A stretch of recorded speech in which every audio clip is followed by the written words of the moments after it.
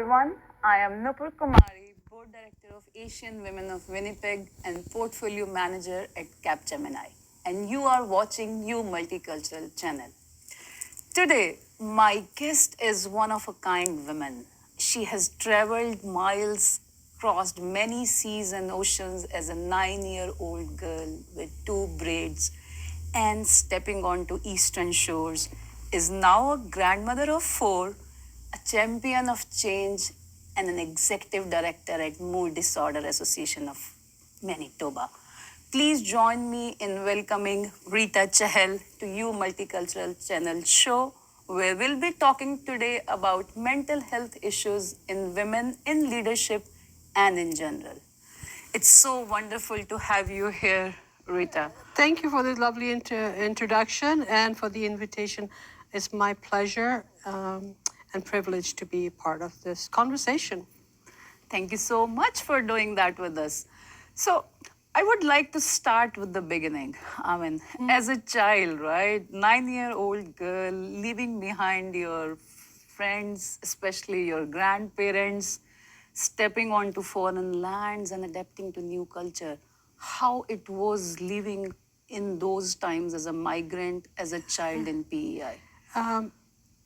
Great question to start with. Yes, our family migrated to Canada in 1966, and we were the second family of Indian origin to land in Prince Edward Island. We actually, landed at Pier 21, but I have to say that it was an experience. I mean, while my family came from northern India, and while I was familiar with snow, seeing so much of it all over the place was a bit of a culture shock. And so those are some of the initial... We're talking about having cold symptoms or having flu.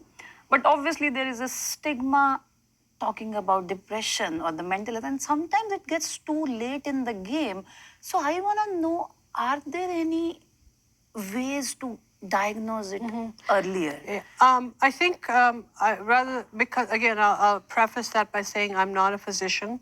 I'm not a mental health professional as such. I'm an administrator. Yeah, so I good to learn through your journey and your experience. Anecdotally with you is some of the things I've already talked about. Yeah. I think, from a clinical perspective, if I think some sadness or, you're feeling that this is... Yeah, I guess through your journey, we really kind of weaved that how we should identify mental health as a child, as a youth, as a women in leadership, and what are some of the information and the resources available to cope up with it.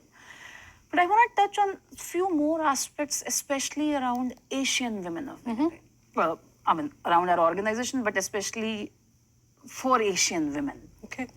So what I have been seeing on the ground, that many young ladies making Manitoba or in general Canada their home, and in some cases there is a very limited formal education that they are not even aware about what's happening with them. And similar thing I see on the senior adult side of things, which again, you have such an extensive experience that, I could relate you with any of those ages. So particularly in Asian community, how we should cope up with these things, given there is a stigma, given, there is no awareness. So how we can collaborate through AWOW and through other self-help resources that are available as part of MDM to break this stigma and just Well, get out of it. first of all, you very correctly identified that it is a stigma. It still continues to be a stigma. What is the silver lining that has happened post-COVID is that the conversations have started. I think the fact that you and I and some of the other guests and the other episodes that you have in this series are talking about this. These are the things that moving forward.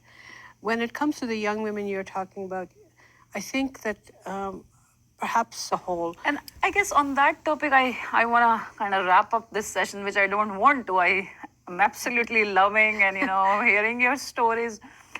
So we did talk about mental health, I guess, across the full spectrum of the life and the full spectrum from illness to wellness and what are the various resources. But To wrap up the session, I like this, thing you mentioned about community engagement or community building or giving back. So I always see that nature is also one of the great Absolutely, healer, yeah. right? And I have personally seen that traveling across and doing some of the outdoor activities could always help us getting through these things.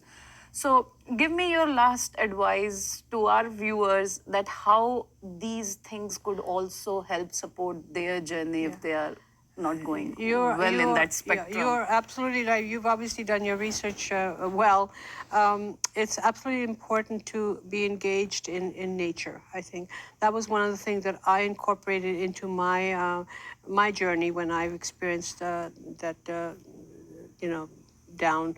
I felt like I was being pulled into this tunnel. Urge AWOW and you as board members to keep up that good work and to help people Yeah, we struggling in their recently journey. did that run. I mean, I absolutely loved it. We had socialization, we had community building, we did the outdoor activities. So I guess it ticked mark all the check boxes.